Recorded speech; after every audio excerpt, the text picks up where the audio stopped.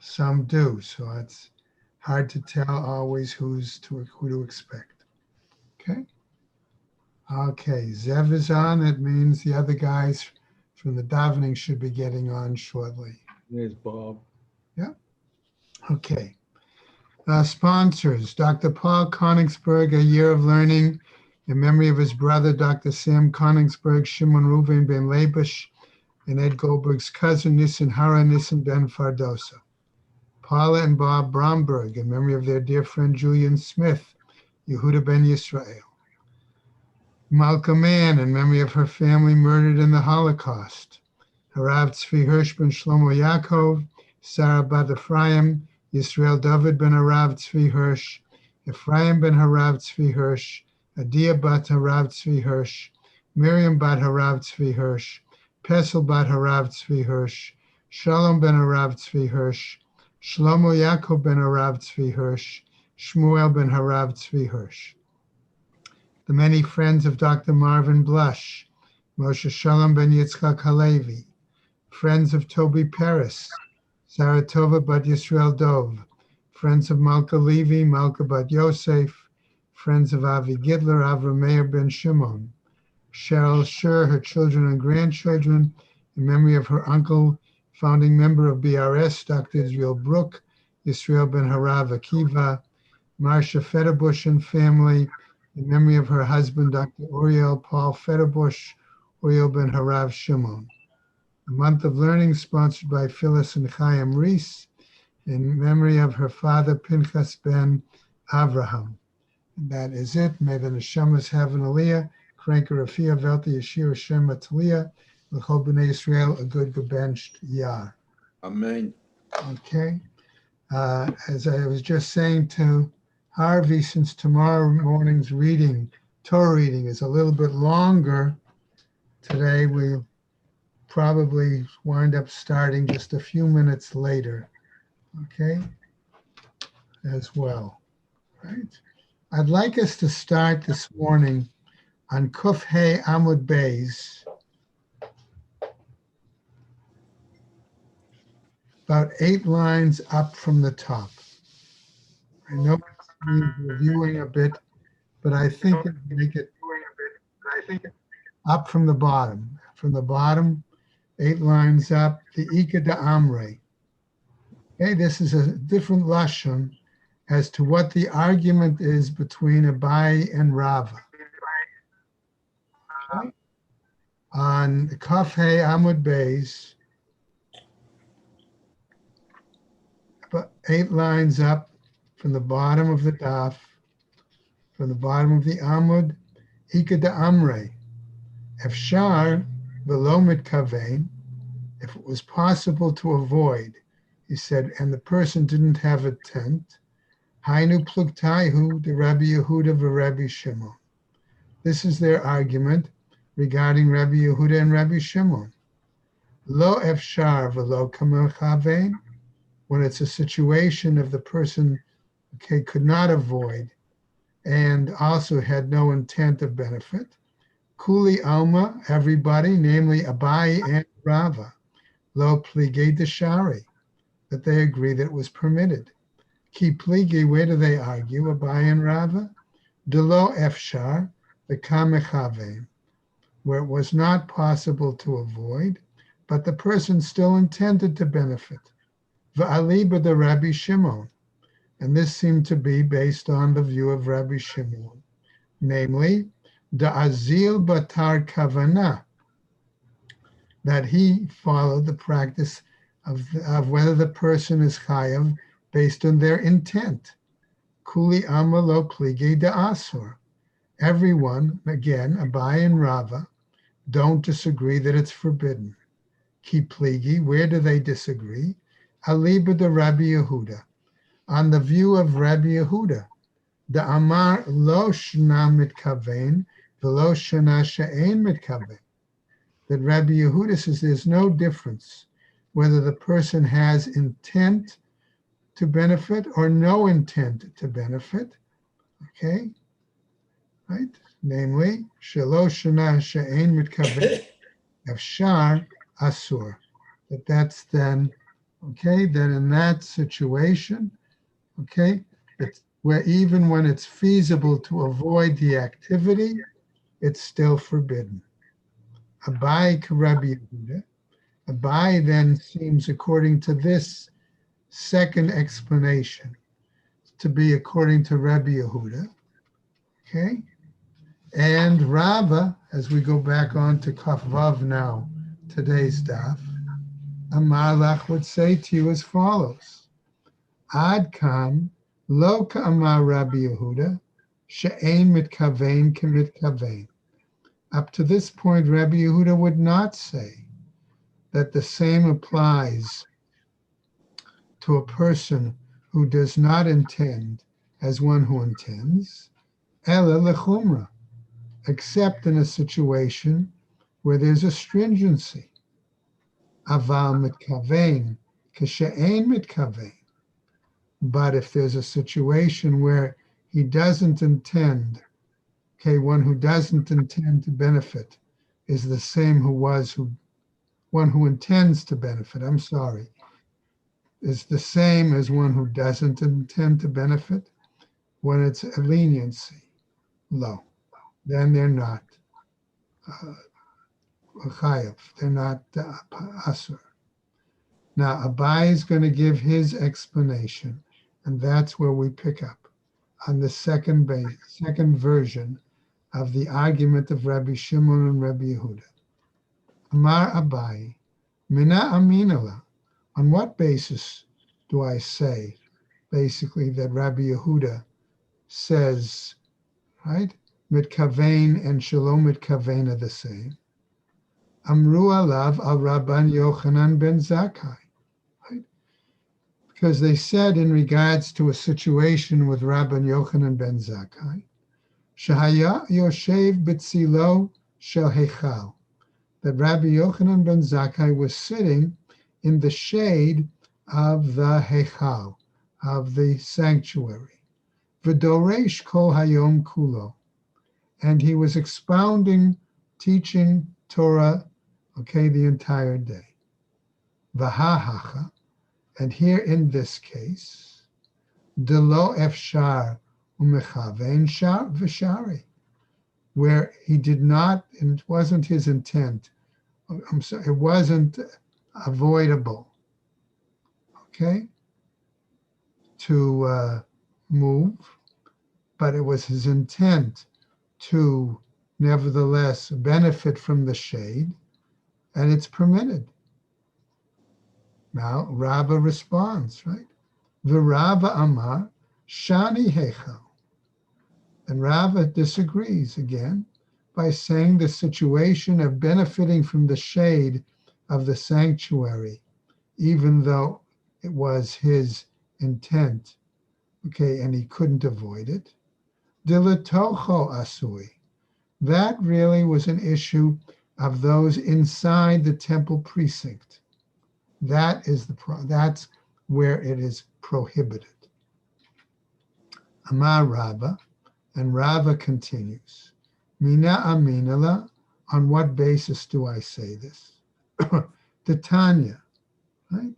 As we see in the following Braita, Lulin hayu petuchin baliat beit kodshe hakdoshim. There were these openings or these hatches, okay, that could be found in the top of the Kodesh Kadoshim, the Holy of Holies section of the Heichal, right? Shebahem mishal shalim et ha'omanim b'tevot.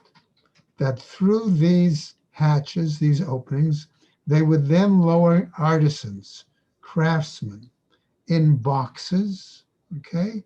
I don't want to call it cages, okay, but in structures, okay? Kadei shelo yazonu einehem mibeit kodshei kadoshim, so that they would not benefit, feast their eyes, if you're going to say yazonu, like in mazon, okay, on the Holy of Holies. Vahahacha, and here in this case, delo efshar, v'kamechavein va'asur, that this was a situation that it was impossible for them to avoid, okay? Yet it was their intent to benefit. Why? But nevertheless, it was forbidden.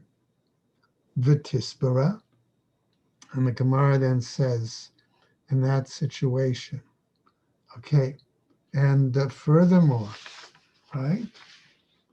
Right? Don't you think, right, that's the case? Or you really think that it's forbidden for the craftsman to have done that, to benefit from seeing it? Okay. V'ha'amar Rabbi Shimon ben Pazi, as Abaye would argue. Didn't Shimon ben Pazi say, Amar Rabbi Yoshua ben Levi, in the name of Rabbi Yoshua ben Levi, Mishum Bar Kapara, based on the statement of Bar Kapara? The following Braita, Kol, the sound, and we're referring to the sound of the music of the Levi'im, Umar'eh, and the sight, okay? And here we're talking about the sight of seeing the temple building, V'reach, and the odor. We're talking here, of course, about the smell from having put the incense on the altar. Ein bahem mishum me'ila. There is no situation, okay, of one who hears, sees, or smells these things to be considered transgressing the inappropriate use of divrei kodesh, of things that are sanctified, of me'ila. Rather, ela ma'aleh asu b'beit kodshei hakadoshim. But rather, this act of using these, lowering these boxes for the artisans was simply a higher standard, okay? That was done to show their respect for the sanctity of the Holy of Holies. Now, Ikeda Amri. And there are others, however, another version, who says as follows, that this is what Rava was saying. Amar Rava, Mina Aminala. On what basis do I say this? Tanya, for the following Braita. Amar Rabbi Shimon ben Pazi. Says Rabbi Shimon ben Pazi, Amar Rabbi Yoshua ben Levi, Mishum Bar Kapara. Again, citing this Braita now. Kol, we said the sound of the Levitical music, Umare, and the sight of the building of the right Heichal, V'reach, and the smell of the incense, The aroma. right, of the aroma, right? Ein bohem mishum me'ilah. Again, there is no transgression of me'ilah. Rather, me'ilahu deleka. There is no transgression of me'ilah. However, ha isura ika. But here we do have a prohibition. Ma'ilav la'otan ha'omdim bifnim. Right? Wasn't it intended for those who were standing inside the temple precinct? Delo efshar v'kam mechavein va'asur. That was not able to avoid, and yet they had intent to see, smell, hear, and it's forbidden. Lo, he says, la'otan ha'omdim bachutz, says the second language. No, we're talking about those who are standing outside the temple area. And in a sense, they could have avoided smelling, seeing, or hearing. Now, since we've got these two different citations, okay, that the Gemara has brought, telling us that there's no me'ilah in these situations. One simply no me'ilah, and the other no me'ilah, but still an isur. The Gemara decides to go on a slight digression to examine this statement in more detail and to try to bring up any parallel. Gufa, let's examine this itself, says the Gemara, right? Amar Rabbi Shimon ben Pazi, Amar Rabbi Yeshua ben Levi, Mishum bar Kapara. As follows. Kol, we said the sound, Umar the sight, Vareach, and the aroma, Ein bahem mishum me'ila. There is no transgression of me'ila. Right? Are they comparing this, the sound and the sight, are they comparing it to lowering the men, the repairmen in a box or in a crate? They're trying to compare situations exactly between the lowering of the artisans and this situation, because they want to take examples again of whether what we said in regards to whether somebody is low efshar or efshar versus low mitkavein or mitkavein. That's their essential argument. If somebody can avoid and yet still has the intent to benefit, aren't we going to say that that's prohibited? Right? That's part of the whole argument going back to Rabbi Shimon and Rabbi Yehuda. Okay. So the Gemara continues. V'reach ein bo mishum me'ila. Are you really saying that in regards to the aroma, there is no possible transgression of me'ila, of misuse, right? Vahatanya. But aren't we taught elsewhere in another braita? Hamifatem, okay?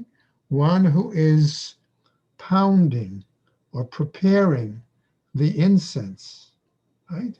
Et haketoret, lehit lamed ba, in order to learn how to do it properly.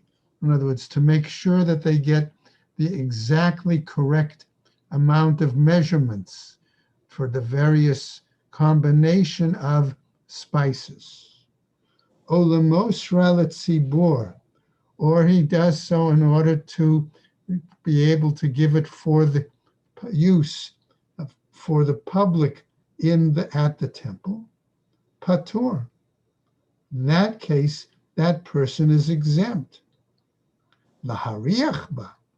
But if the person is pounding, preparing that incense for their personal benefit of smelling it, rather than the actual temple use, okay, chayav, then they would be, right, guilty, and they would be considered having committed me'ila.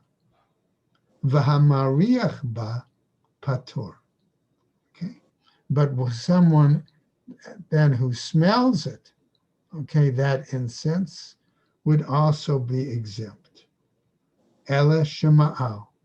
Okay, they would be exempt from karet, but they would still be over on me'ila.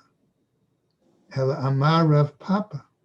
But rather Rav Papa, however, wants to clarify the teaching that Bar Kapara said, the Braita, Kol Umara, in terms of the sound and the sight, Ein Bahem Mishum Me'ila, there is no, okay, transgression of Me'ila, Lafisha Ein Bahem Mamash, because they are not something tangible.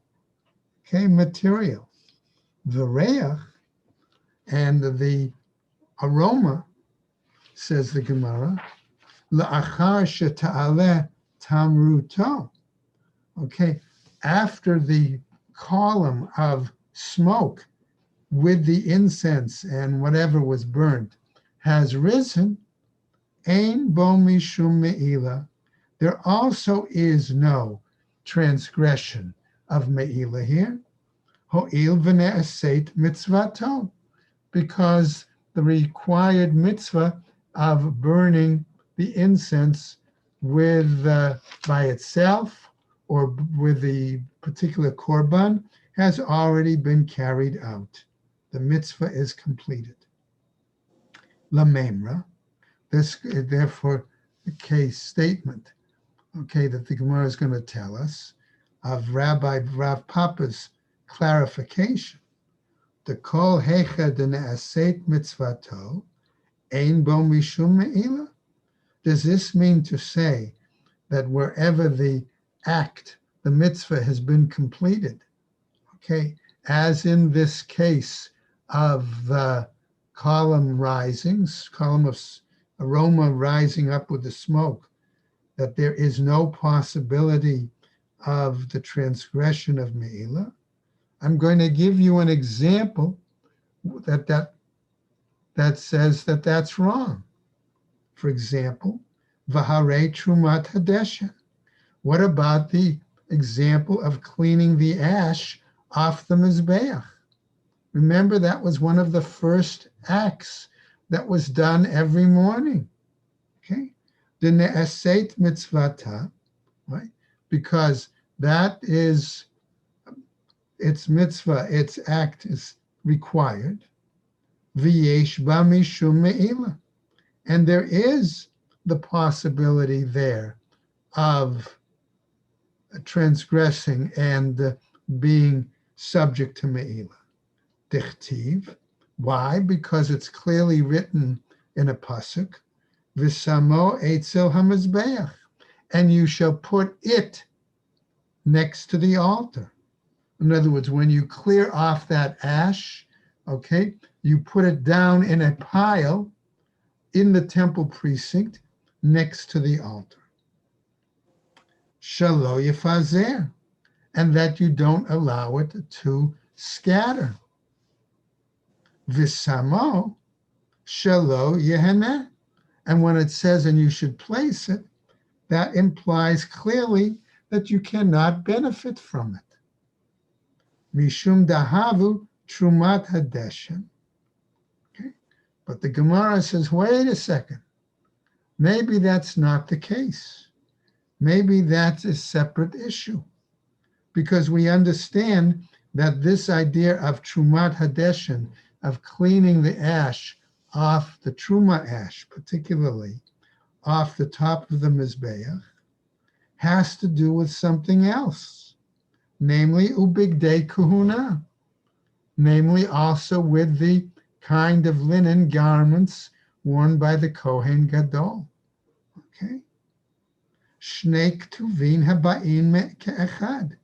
These are two different passages from Torah, but they come to instruct us about the same thing. And what happens? We have a principle that says, V'kol shnei ktuvim haba'im ke'echad ein milamdin, that when we have two different psukim that come to teach the exact same thing, we cannot learn something new in addition from those psukim. Trumat hadeshen hada amram, regarding the cleaning of the ash, right? Just as we've said, it says you shall place it somehow, right? Bigdei kahuna, regarding the garments of the Kohen Gadol, there it's written, dichtiv v'hi cham sham, and you should place it there. In other words, that seems to imply milamed shetu'unin gniza. It would seem to mean that they mean they must be put away. By put away, we mean never to be used again. Those garments used by the Kohen Gadol on Yom Kippur. Okay? Shouldn't even be used not only by another Kohen Gadol, but certainly not used by any other Kohen. So the Gemara says, Hanicha l'Rabbanan. That's acceptable to the view of the rabbis. The Amrei milamed shetu'unin gniza. The rabbis who teach then that when it says that the revestments must be totally put away. Okay? Right. However, Ela l'Rabbi Dasa, But regarding to Rabbi Dosa, who disagrees with them, the Palig Alaihu, right, that he disagrees with him, the Amar Aval Ru'uyin Hein Lekohen Hedyat. But he disagrees and said, no, those garments, the basic garments, okay, are satisfactory to be used, okay, by another Kohen. Right? Umay vehinicham sham. So then what does Rabbi Dosa do with the phrase in the pasuk that says you have to put them away? Shalo yishtamesh bahem bayom kippurim acher. That it cannot be used on another Day of Atonement. My ikalamema. So the Gemara wants to know then, okay, what can you say further about this? Okay, can we apply that then to the same examples that we say before? Okay. Mishum dahavu trumat hadeshen v'egla arufa. So the Gemara says, we'll come back with another example. Okay, right? Namely, Rabbi Dosa could say, we've got a situation where, yes, there is a question of does the sanctity of those items continue beyond their mitzvah, beyond their certain time, right? Take the example again of Trumat Hadeshen, or the example of the Egla Arufa, the animal that has to have its neck broken, right? Shnei Ktuvim Habaim Ke'echad. Those are also examples of two passages from Torah that come to teach the same thing. And we have this principle, V'kol Shnei Ktuvim Habaim Ke'echad Ein Melamdim, that two passages teaching the same thing, we cannot derive something else from it. Hanechelaman da'amar ein melamdin. That's acceptable to those who agree to that principle and say we can't learn something new from it. Elelaman da'amar melamdin. But according to those who say we can learn something new from it, mai ikalamema. What then are you going to say? Can't we say then that you can learn, okay, that the sanctity continues for these things, and therefore apply that to our example of what we saw before of the aroma, for example, of the incense? So the Gemara now tries to come back with an answer and says to us as follows, okay? Tre meute kative. There are two limitations, okay, two expressions of exclusion here, okay? Kativ v'samo, because it says clearly with Trumat Hadeshen, and you shall place it, ukativ ha'arufa, and it's also written clearly that the animal has to be decapitated. Okay, that in that case, the Torah then excludes these kinds of items, okay, right? Then from what we said before, okay, that these are unique situations. Now we come back to the argument between Abaye and Rava. Tashma, let's take the following Braita and see if it can answer our question. Okay?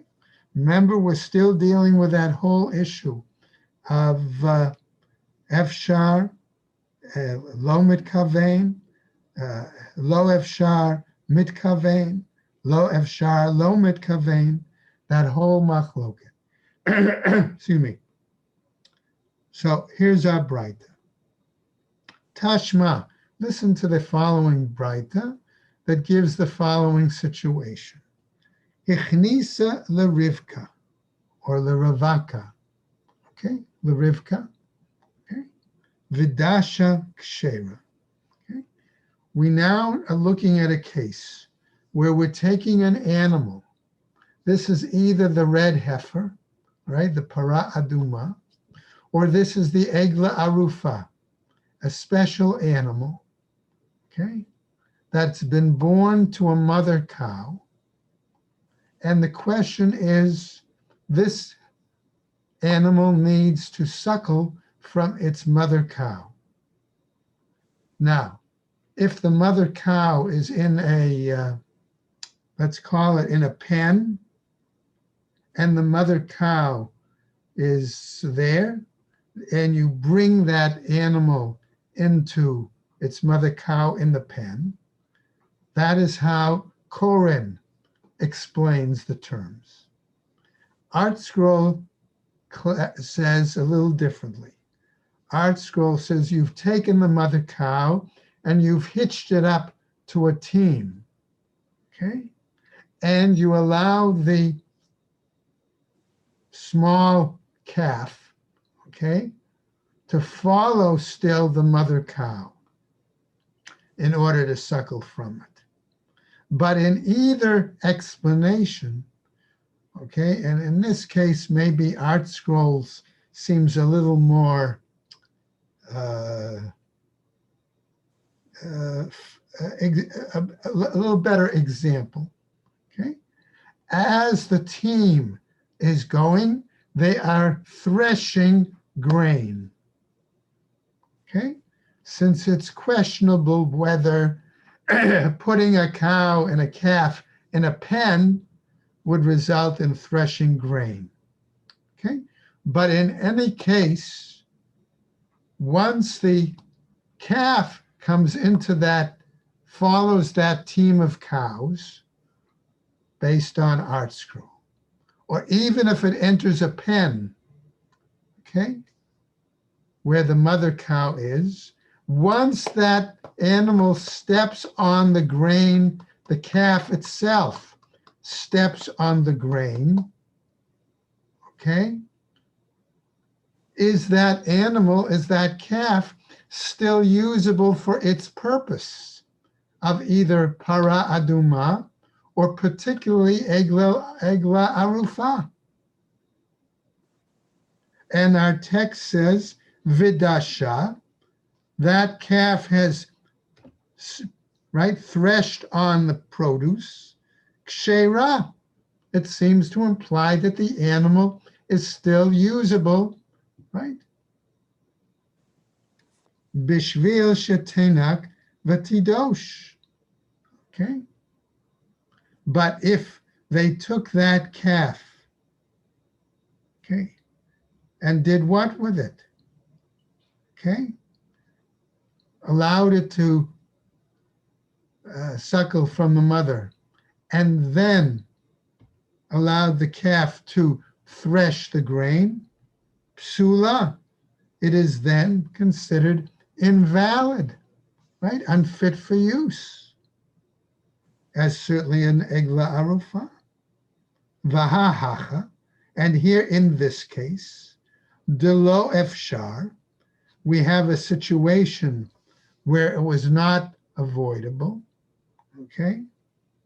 V'kamechave, and yet the owner still intended for the animal, the calf, to do so.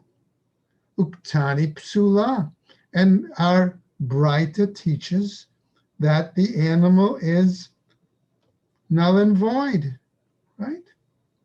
The Gemara says, shani hata. It's different there. Dichtiv, why? Because our pasuk is as follows: Asher lo ubad ba. It cannot be worked whatsoever. Mikom makom, in any way. Ihachi, if that's the case, afilu reishanami, says the Gemara. If that's the case, than even in the first case, where perhaps the owner, again, I'm going to say now, flip to Corin's view, simply put the animal, the calf, into the pen where the mother cow was and had no intention of the calf threshing. Wouldn't therefore still that render the calf no longer fit to be used as egla arufa? Okay. Let's roll over to the next Amud. So the Gemara, however, tells us, ha lo damya ela laha, okay, that that's only comparable to a situation where we want to talk about the para aduma, okay, shekain aleha of kshera, okay, or shachan aleha of, where, for example, in the para aduma, if a bird landed on it, okay, it's still fit for use.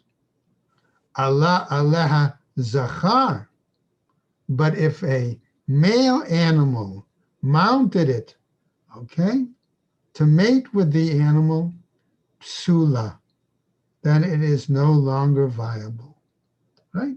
It can no longer be used as the para aduma. Maitama, what's the reasoning for this?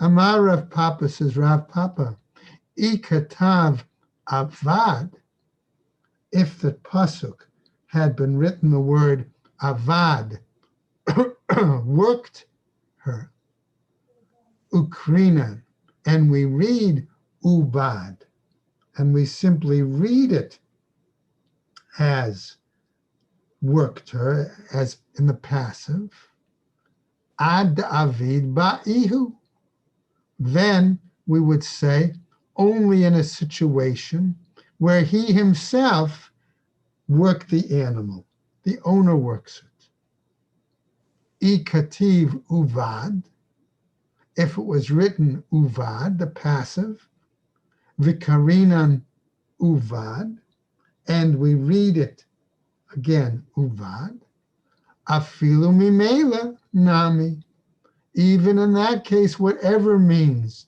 that happened to the animal, we would render it, right, unfit. Hashta, the kativ avad, ukrinan uvad, but now that it's written avad, and we read it as uvad, right, passive, uvad dumya de avad. We say now that the way we read it, okay, is the way we understand the text, right? And the understand it to mean the work was done to her is the same as his having worked it. Namely, ma avad de nechale, af uvad de nechale. Right? So the work has been done with it, so it's as if, okay, he has been satisfied with it. So here too, it's as if he's been satisfied with it. Now, at this point, okay, we're trying to see and clarify, okay, what is the clear situation, right? Are we saying that because of the pasuk, then not only do we say that the specific example that the animal is no longer usable, but we apply it to our other cases as well, okay? But the Gemara doesn't seem satisfied with this and wants to continue with another attempt to prove Rava's opinion. Tashma, listen to the following Braita. Aveda, if one has come across a lost object, right? What should he do? Lo yishtachena, lo al gabe mita. He is not permitted to spread this lost item. Let's say it's a garment, okay, on a bed.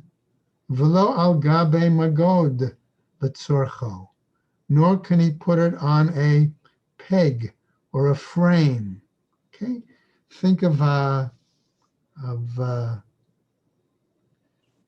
something you dry clothes, let's say, on a frame where you would put clothes on to dry if you can't hang them outside, something like that.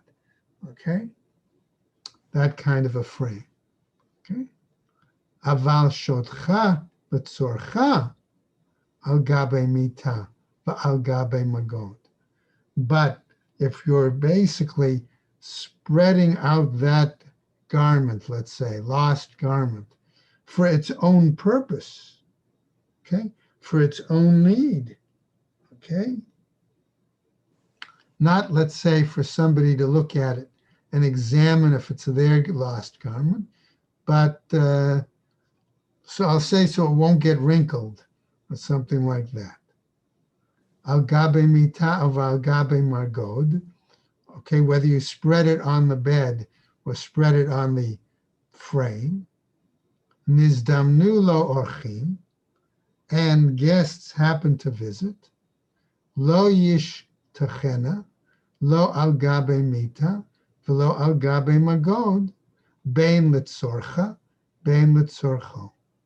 But in that situation, okay, he may not spread it out over the bed or over the frame at any time, whether it's for the need of the garment itself or for his own needs. Now, the Gemara wants to tell us something here. Shani hatam. No, that situation is different. Dekalele, right? Because we say, okay, he's concerned that there's going to be damage to the garment. Imishum ena baisha, either because of the evil eye, imishum ganavai, or because somebody will come and steal it. So you can't use that as an example to prove Rava's point. Let's try another case, says the Gemara. Okay? Tashma, listen to the following Braita. Mochre kasut, those who sell clothes, particularly to Gentiles. Okay? And they sell those clothes that have shatnez. Mochrin kedarkan. They can sell them in the normal method of displaying the clothes by carrying the clothes over their shoulder, and the clothes are against their bodies, right? Ubilvad shalo yitkavein b'chama mipnei chama, so long as they're not doing so during the summer to protect themselves from the sun, ubikshamim mipnei hagishamim, or do so in the winter months, I'm saying, protecting themselves from the rain. But the Mishnah, the Braita then continues, Vahatsnu'in, but the more modest, righteous people, more discreet, okay, Mafshilim la'achorehem b'makel. They hang the garments on a stick that the person carries, okay, on his shoulder. Vahahacha, says the Gemara. Now, here in this case, de'efshar l'ma'avad kitsnu'im. It's possible for other clothing sellers to act just like the more discreet people. In other words, to avoid that possibility. Right? That's the situation of efshar. Right? It's possible for them to avoid it. V'chi lo mekavein, and particularly if they don't intend, right? They don't intend to benefit from the shatnez. Shari, it's permitted to them. Tiyufta leman de matne lishna kama de Rava. And this then becomes a proof text regarding that which was taught by Rava in the first version of the machloket between Rava and Abaye. Tiyufta, says the Gemara. Indeed, that's a proof text. Okay. Having settled all of that, we now go on to a new piece in the Gemara. What did it just show? That even if he has even if he has a no from it, he's still allowed? In this case, all right, the point is, all right, a situation of efshar velo mitkavein, it's possible for him to avoid it, but he did not have the intent, right, to benefit from it. It's permitted. Like if it was carrying shatnez, it would be okay. In that situation, right? Yeah. So that would clearly go by the example of before, by the way, Rabbi Shimon, who we said bases his whole argument on kavana in that case. All right. Tanu Rabbanan. Okay, we're going to get to a new Braita that deals with the case of velo yasikbo. One may not use this chametz, right? We're all the way back to that, right? In other words, the prohibition of lighting the oven with the chametz. Tanu Rabbanan, says the Braita. Tanur shehesiku beklipe orla. If you have an oven that has been lit, right, using the peels of produce that's orla, o bekashin sheklai hakerem, or you've used straw that comes from klai kerem, the mixed produce, right?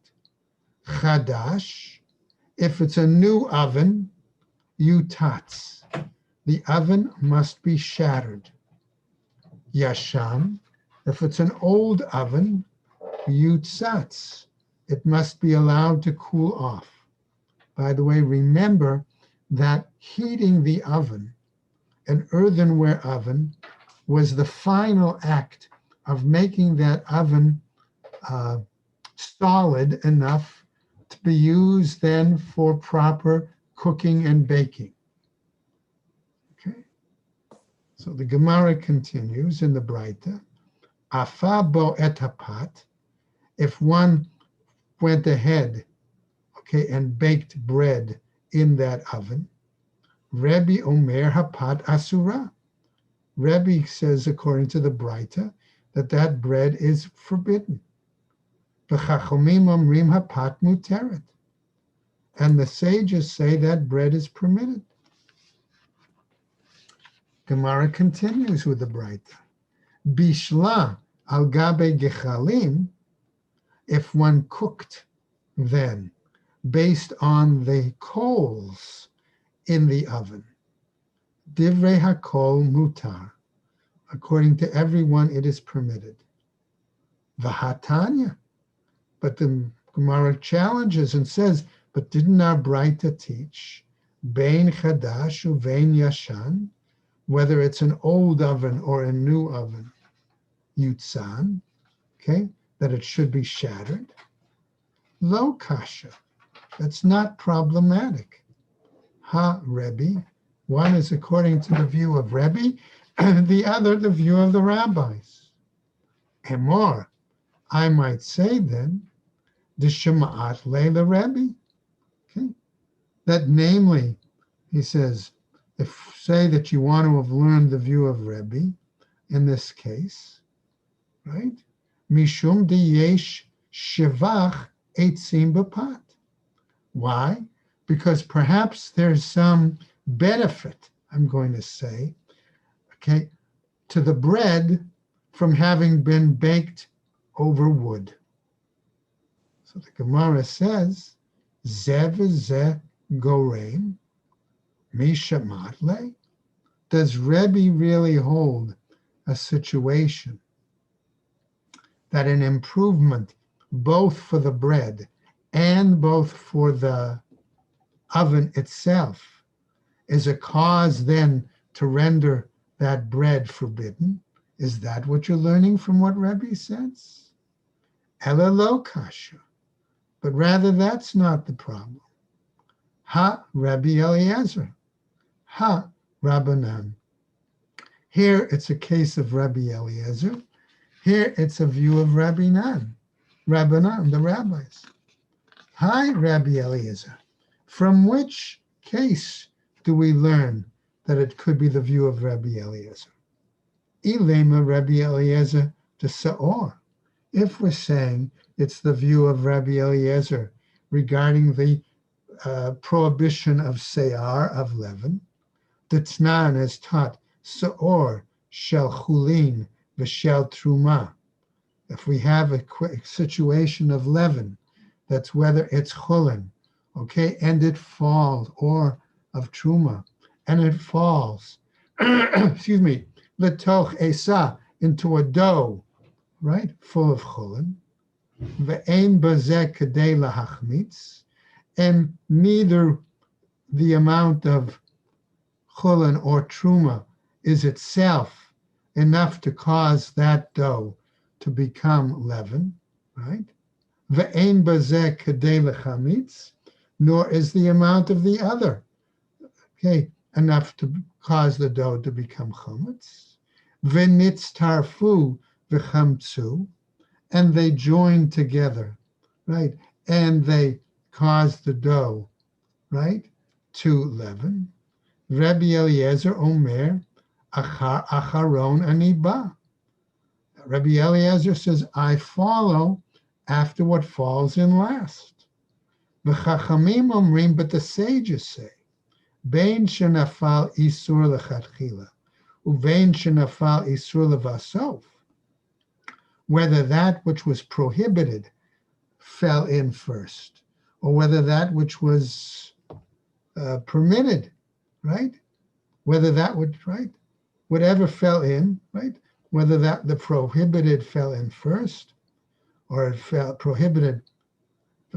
in later, la'olam eino asur. It's not going to make it forbidden. Let's just roll over a little bit. Ad shehebo kedei lahachmitz, until there is enough to make the leaven rise by itself. Okay? Va'amar Abaye, and Abaye says, lo shanu ela shekadem v'silek et ha'isur. Okay? According to Abaye, his explanation of Rabbi Eliezer, okay, is that it's only if the leaven falls, okay, and one was able to, in advance, remove what was prohibited.